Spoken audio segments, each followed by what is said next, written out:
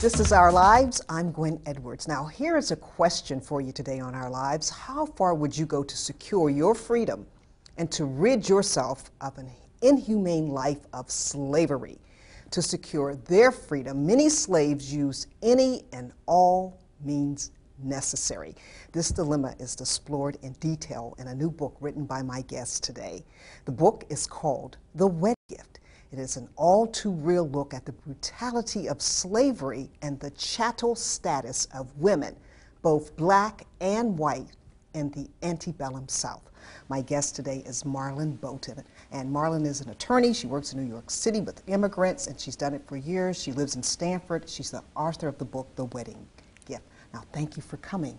Thank you for having me. The book is based on an actual legal case from Alabama. Absolutely. In 1840, a white planter sued his wife for divorce. And what he said was, I want all of the property that you brought into the marriage, including the slaves that you brought in particular, a young slave woman. And the court agreed with the husband that whatever property the wife brought into the marriage belonged to the husband. And that got me thinking about slavery and about, obviously, about how people are treated as chattel, as objects, how they were then, how they are now, whenever they're enslaved. And then I started thinking, well, what about the wife? What did she think about all of this? And then very importantly to me, what did this young slave woman think about, I'm just like a pot or a dress. I'm just like any other object. I can be passed down from generation to from one generation to the other. Now, give us an overview of the book. Yes. Without giving away too much of the plot. Yes. Hard to do. Well, first of all, thank you so much for having read the book, and I'm so happy that you enjoyed it. The ending, yes, is a shocker. So it's always difficult to speak with people who have read the novel because they want to discuss the ending right. with me. So we have to be very careful about not giving it away.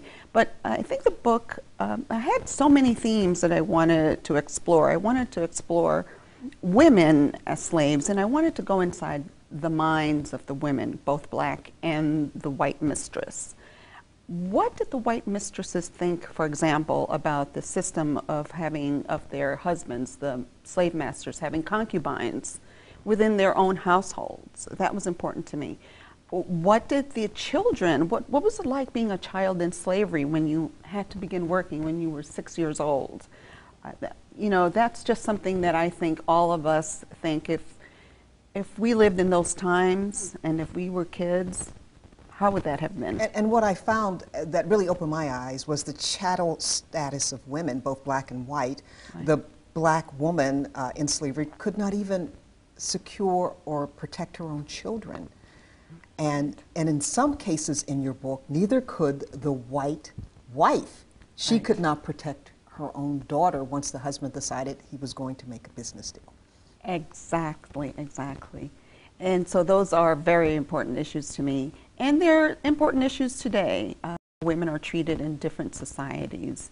I also wanted to look into this question of how did slaves take care of themselves when they were sick?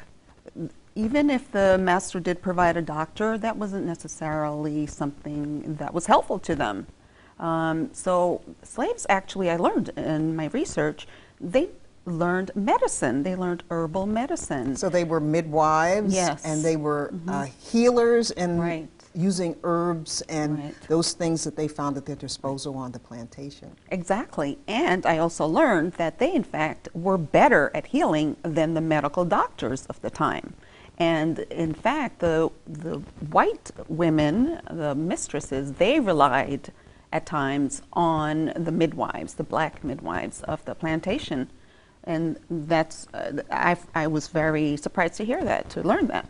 Now, quite a bit of research went into this. Yes. Yes, there's actually on my website, marlonbowden.com, I actually have a selected bibliography, and I read such wonderful books about the black family and slavery, about women in slavery, both black and white, And the resources that are out there are really actually fantastic. Okay, we've got to take a break. Okay. But when our lives continue, so you think slavery and human trafficking does not exist today, well, think again.